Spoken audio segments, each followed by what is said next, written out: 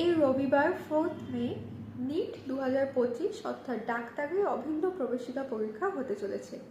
আমার ছোট ছোট ভাই বোনেরা যারা এবছর পরীক্ষা দিতে যাচ্ছিস, তোদের সবার জন্য আমার অনেক শুভেচ্ছা আর অনেক অনেক ভালোবাসা। খুব ভালো হবে সবার এক্সাম। আমি জানি তোরা সবাই ওয়েল প্রিপেয়ার্ড, তোরা প্রচুর পড়াশোনা করেছিস, অনেক পরিশ্রম করেছিস, প্রচুর মক টেস্ট দিয়েছিস।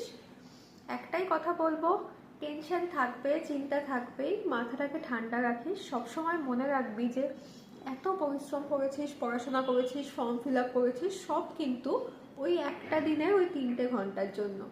সেটা তোরা নিজেরা নিজেদের জন্য অর্জন করেছিস। ওই 3 ঘন্টা তোদের থেকে কেউ কেড়ে নিতে পারবে না। ওই 3 ঘন্টা নিজের বেস্টটুকু দিয়ে আসিস। তোরা যথেষ্ট পড়াশোনা করেছিস, মাথা ঠান্ডা রাখিস। আর খুব ছোট ছোট কয়েকটা জিনিস বেছে নিস, নিজের স্ট্রংগেস্ট সাবজেক্ট কোনটা সেটা দিয়ে শুরু করিস। আর এতদিনে অনেক মক টেস্ট দিয়ে তোরা বুঝেই গেছিস কীভাবে টাইম ম্যানেজ করতে হবে, কেননা কম্পিটিটিভ পরীক্ষা 180টা প্রশ্ন, টাইম ম্যানেজমেন্টটা ভীষণ গুরুত্বপূর্ণ। প্রত্যেকটা সাবজেক্টের জন্য নিজে একটা টাইম ভেবে নিস, নিজের বেস্ট সাবজেক্টটা দিয়ে শুরু করিস। আর যেটা ভেবেছিস যে এই সাবজেক্টে এতটাই টাইম দিবি, ধর ভেবেছিস যে বায়োলজিতে আমি 45 মিনিটস 50 মিনিটস টাইম দেবো, তাহলে সেই টাইম অবধি গিয়ে তারপর শেষ হোক না হোক পরের সাবজেক্টে চলে যাস। আর একটা কথা আমি সবসময় বলি, হতেই পারে কোয়েশ্চেন পেপারটা খুলে দেখলি প্রথম প্রশ্নটা তোর অজানা, তারপরের প্রশ্নে গেলি সেটাও অজানা, তারপরের প্রশ্নে গেলি সেটাও খুব কঠিন লাগলো। নার্ভাস ব্রেকডাউন হওয়ার, টেনশন করার কোনো কিছু নেই। হতেই পারে প্রথম 10-15টা প্রশ্ন তুই জানিস না, টোটাল 180টা প্রশ্ন আছে, এরকম কোনোদিন হবে না যে 180টা প্রশ্নই তোর অজানা। যেগুলো হচ্ছে না ছেড়ে দে, তারপরের প্রশ্নে যা।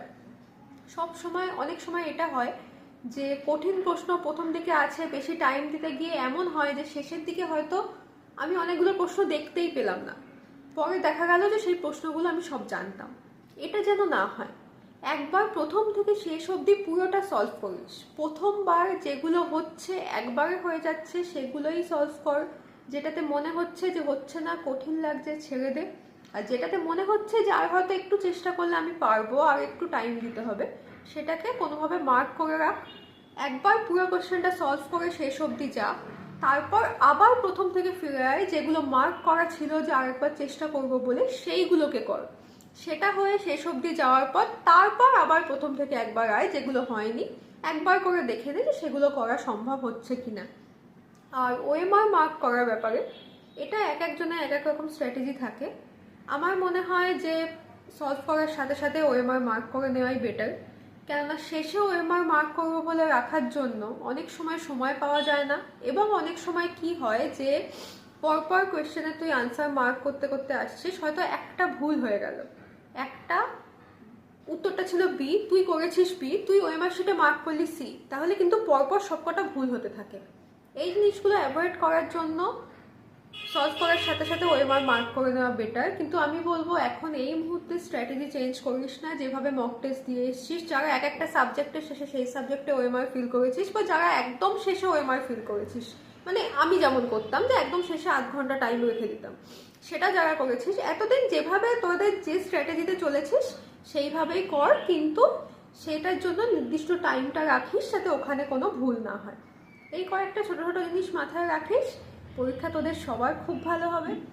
আর না পেলে কি হবে, পরীক্ষা খারাপ হলে কি হবে, ভালো হলে কি হবে, এইসব ভাবার জন্য অনেক টাইম আছে, সেটা নিয়ে আমরা পরে কখনো কথা বলবো। আপাতত সবার পরীক্ষা খুব ভালো হবে, খুব ভালো করে এক্সাম দিস। অনেক শুভেচ্ছা সবাইকে, অল দ্য বেস্ট।